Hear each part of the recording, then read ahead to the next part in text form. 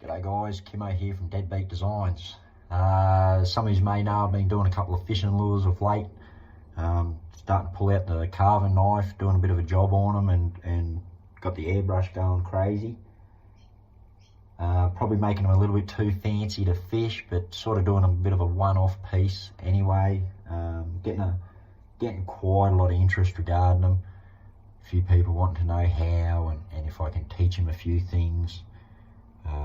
So thought I'd do a bit of a video and just to show you a few little tips that I use, and hopefully it helps you go a little bit fancier on your lures as well. But what I've got here, I've got a sort of half a dozen in the works over there. They've all got their base colour down, so I thought just before I sort of bring one to life, I'd do a bit of a video and show you. So what I've got here, I've got this little lure I've made, got the bib in, and I've got a few base colours down. So what I'm going to do here with this one, I'm going to try to make it a little frog, little crazy frog. I'm going to be chasing the cod with this, Murray cod, in the river. So it doesn't have to be a very deep dive. You sort of kink the bib there a little bit, and your crazy little frog's going to have his tongue hanging out and some wild eyes, and I'll do a bit of a pattern over the back and sort of just give it that froggy look.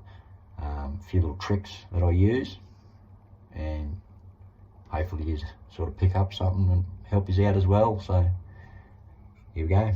Righto guys, first things first, show you what I do with my table.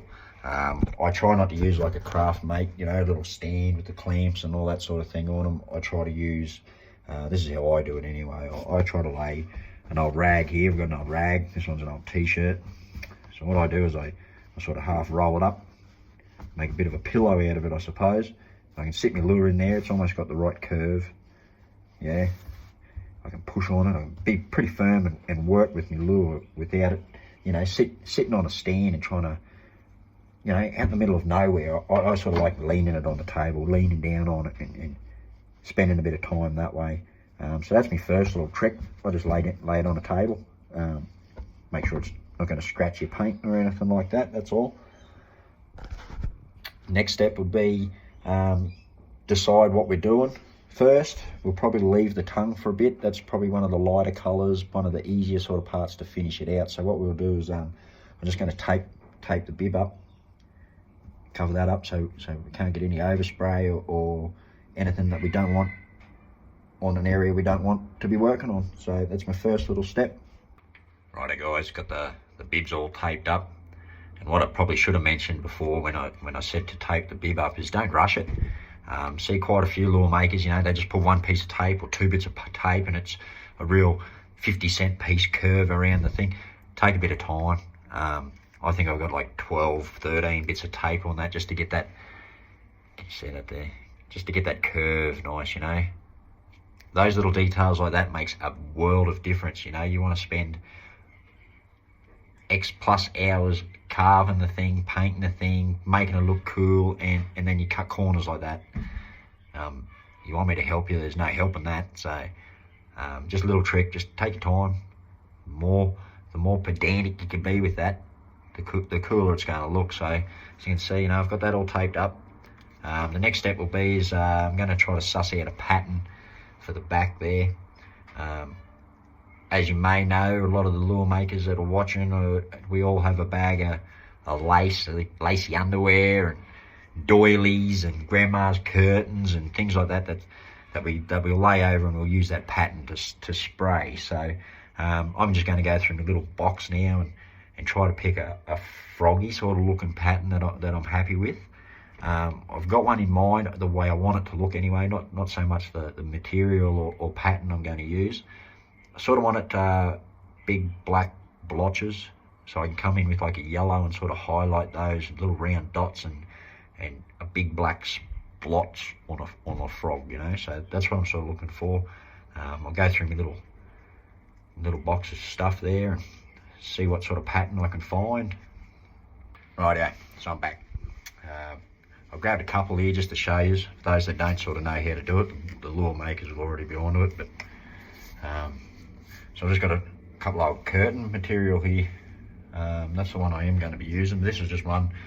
You can sort of see I've already been into it, but see the blotchy pattern. this one would look pretty rad on that frog. We just sort of roll it over the back there, and what you don't see is, black's what we're going to spray black and leave that blotchy pattern all over it. That one's sort of not what I was wanting it to look like. This one is. This is a, don't quote me, but I believe this is a cafe curtain. Something you wouldn't see a badass sort of tattoo artist follow no one about, but apparently it's a cafe curtain. So this is my pattern I want to use. It is a generic pattern. There are a few lures about in the Australian market anyway that sort of use this pattern, but I think that looks pretty froggy down his back. So as you can see, I'm going to lay that over the back there, and a couple of big blotches, a few little spots up the side there, and that'll look pretty rad, I'm thinking. So I'll lay that one down in a black first. Might even lay it down in a yellow. Lay it down in a yellow and black over the top. Your imagination is your only limitation. Try to have a bit of a plan of attack. I think I'm just going to hit it black and then freehand the yellow highlights around a few of those spots there, to tell you the truth. So next thing I'll do is I'll mix up a pot of black. Regarding the pot of black, what I like to do too is I try to paint consistency is one of my golden rules.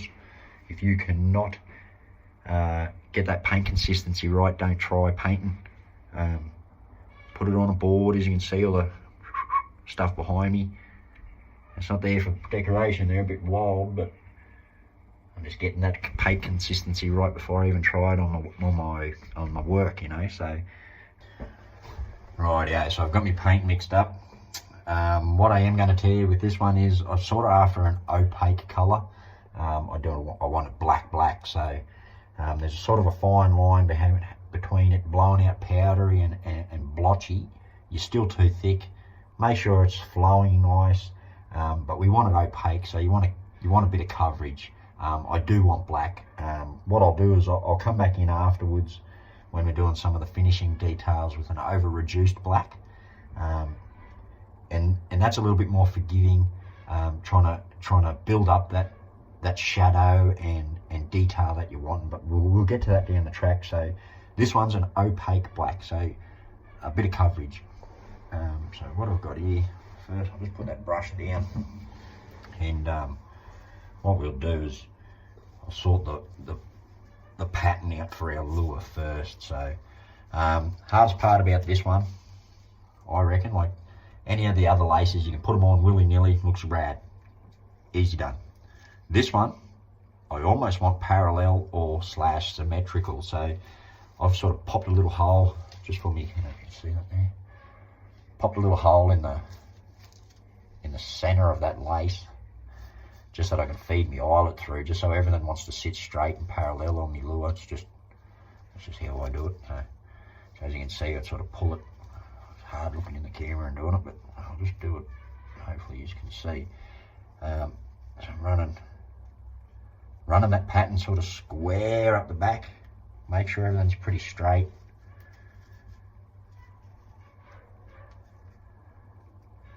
Pull it tight.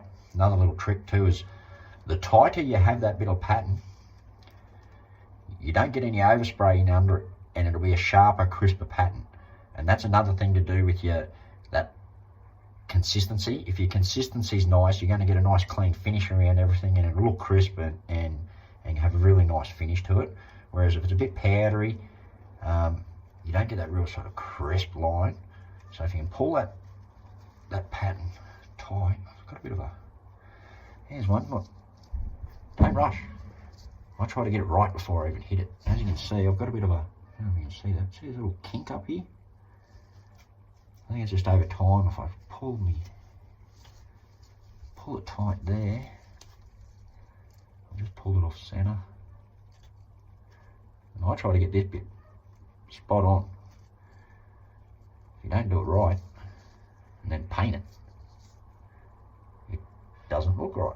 So just try to get that square. So as you can see, hopefully we're close. Just going parallel straight up the guts of everything. and I just hold it, like as many a clip you can use, bulldog clips, hair clips, bloody bands, whatever works for you to get that hold. Do it. I'm just doing it for the video here, so I'm just going to hold it. If I'm doing multiple lures, I'll use bulldog clips, sort of lay it over and go. So, rightio, next part will be shoot that bit of black over the top. So, you can see I'm just going over the board here, and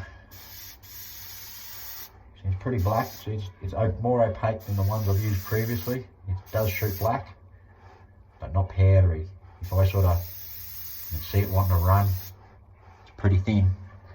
Right, so here we go. Let's shoot this bad boy black.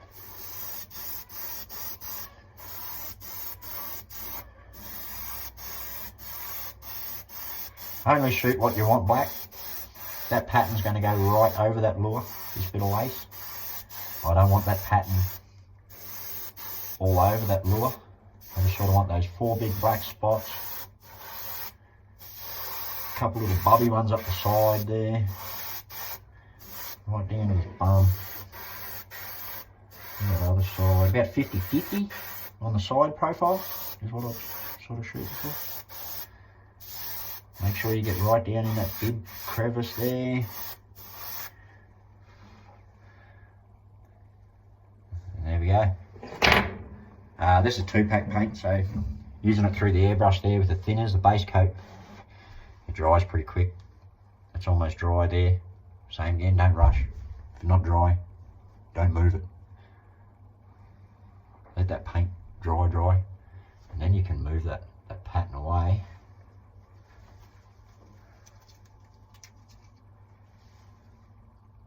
And we've got a little toad. There's your toad pattern. As easy as that. So before I do any work on the tongue, you know, I still want that wrapped up. Now's the time to finish this out. So next step would sort of be over reduced black, sort of get a few shadows happening, any of your detail stuff. So I sort of want a bit of a yellow crazy yellow line around a few of these dots here. So I'll probably do that next. I'll mix up a yellow and show you a bit of finer detail, how I sort of go about that. It's going to be pretty reduced, over reduced. It's going to be a fine line. The finer the line, the sort of more reduced the paint. Yeah. So because I'm just doing that big black pattern, it was a pretty opaque. So next step, yellow. Righto guys, so I mixed up a yellow and then I changed my mind last minute, right? You can sort of have a look, that's a bit of a greeny, yellowy green, right? So the yellow's not going to really have a lot of contrast to it. So what I'm going to do first is I'm just going to come in with a white and sort of do a white line around them first and then fill them with the yellow. Just might make the yellow a little bit brighter is also, just pulls the colour away from that greeny yellow green that I've got, you know. So just mixed up a bit of a white. Move that camera a little bit, sorry, so you can sort of see. So all I'm going to do now is I might use a bit of a freehand job, just sort of come in real tight and little. Right, there's something to show you. Hopefully you can sort of see there. Sort of see there. Put my hand on it. Sort of not quite happy with that consistency. It's a bit powdery, bit opaque. So thinner, reduce it a little bit more. There we go. So it's just a bit more thinners in it. Right, let's give this a bit of a whirl. I'll just lay it on my little pillow thingy so I'm comfortable. I can lean on it a bit.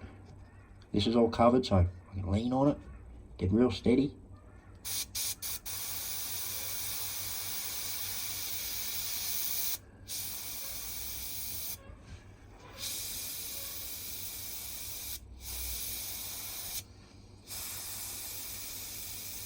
Excuse me, tongue.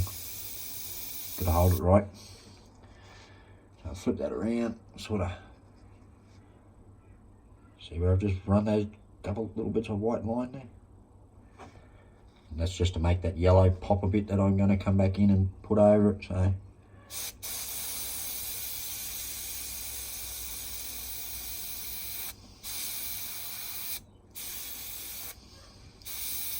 doesn't have to be a real clean line, this one, I don't think. I think a little bit more willy-nilly or organic, I think. It's not going to hurt it, make it look a bit, might even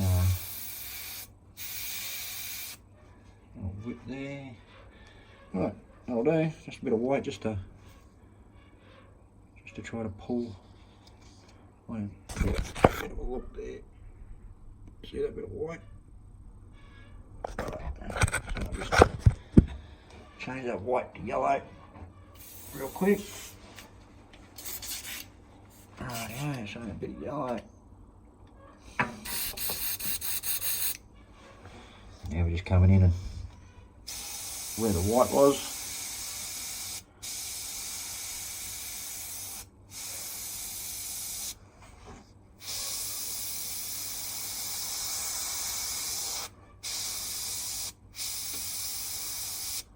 Makes that yellow just that wee bit brighter. Looks good.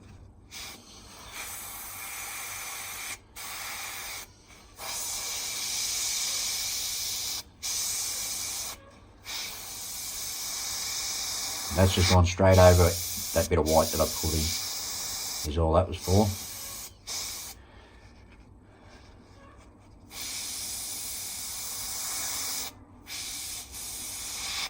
Rightio. Dude, I think it looks good. Right, I'll just put that on the black background for you and sort of give you a bit of a look.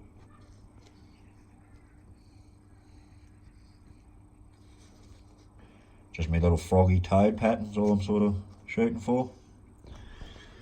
Rightio, so because that's done, I think an over-reduced black's not going to sort of do too much to the bib. We might sort of do a bit of work on that bib / tongue now, and so we'll unwrap the tape, pull that away. Now my frog's looking a bit toady, froggy, whatever. Right, sweet. So next step, I'm thinking over-reduced black. Do a bit of shadow in that tongue, sort of close up the mouth a little bit. Get ready to put my eyes on, my sticker eyes, and lure's nearly done. So, rightio, so I'll mix up a black. Rightio, so I'm back again, got my black mixed up. It's an over-reduced black, just to come in and do a bit of shadow work on the lure itself, just around where I want the sort of, the bib comes out to make it sort of look like a tongue. Instead of just such a sharp sort of change from colour to colour, I'm just trying to gradually blend that through. A little bit of shadow work, the crease down the centre of the tongue might get a little bit of black, and that's about it really. And then we'll just come in and put some little cold wet spots on the tongue to sort of look real, and your lure's nearly done. So I'll just move the camera again, put it in there. See. So yeah, all I'm doing now is over-reduced, so I'm just going to come in and across the face of the lure itself and just sort of clean that line up a little bit. Yeah, it's a bit rough, a bit gradual, so we'll just sort of gradually fix that. So over-reduced, a little bit more forgiving. You're not just going to shoot black straight away and then it's going to look horrible. So you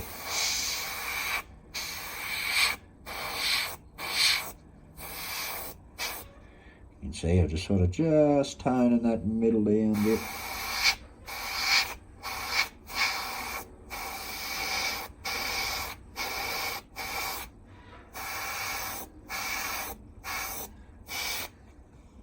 Just a bit of a crease, a bit of shadow there.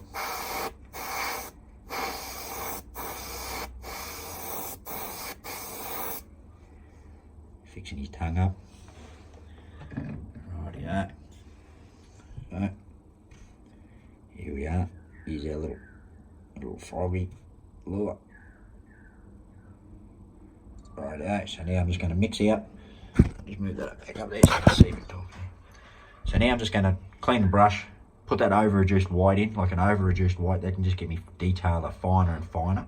And we're just going to sort of give it a few highlights just on the tongue, make it look wet, I suppose. Then we'll stick some eyes on it. And that's it, she's ready for clear with my little frog. So I'll just white it is. Righty, I've got the over-reduced white sorted. We'll just move this camera down and we'll do a little finishing touches on that tongue. Hopefully you can see that there.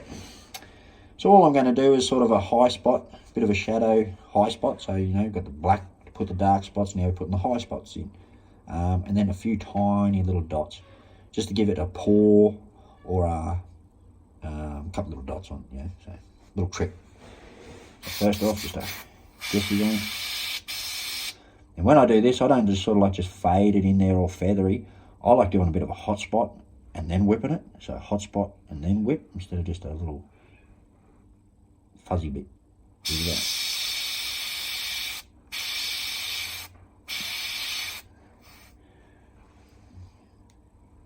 A hot spot, and a whip.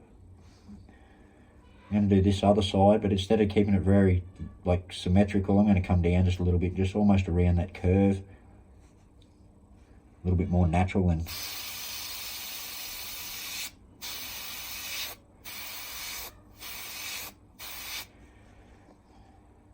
there it is, there's your tongue, starting to get that three-dimensional lows and highs. Now just a few little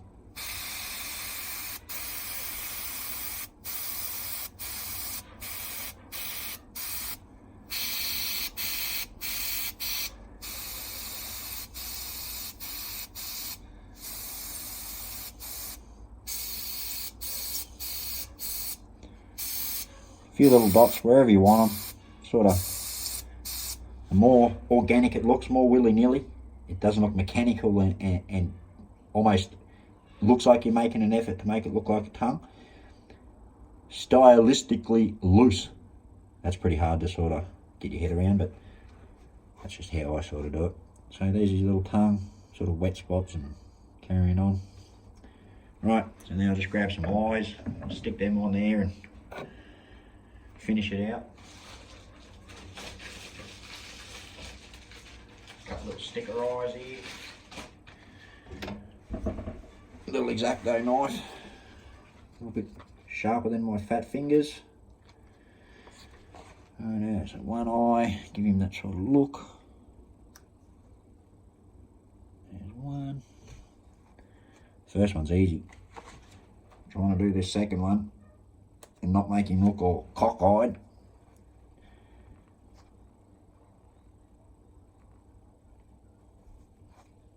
I think that'll do us. Rightio. So that's how I do a little frog lure pattern. So there's a few little tricks for you guys. He does look a bit cockeyed, it's a bit rushed. He's alright. Move that eye.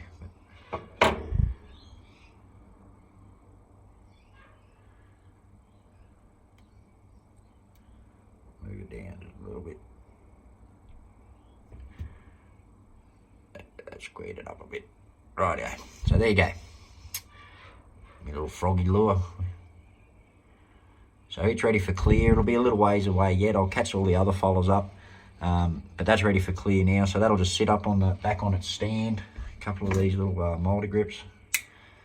I stand them so they're ready for clear, and I can just shoot me clear and rotate it around and get a nice finish on it when I'm done. So they all sort of stand in their little stands like that. But yeah, oh, don't drop it too much. But yeah, if you can have a look, it's pretty bright, pretty loud, pretty froggy, wiggling through the water. If I was a fish, I'd eat it. So there you go, guys. Hopefully that helps you out, doing a little bit of a pattern on your lure. Don't be frightened to sort of play around and have some fun with it. You're going to learn every time you do it. Mistakes, it's all about making mistakes. I make plenty of them all the time. Just change my mind a lot. So hopefully you took something away from it. If not, guys, happy fishing. Kimo from Deadbeat. See ya.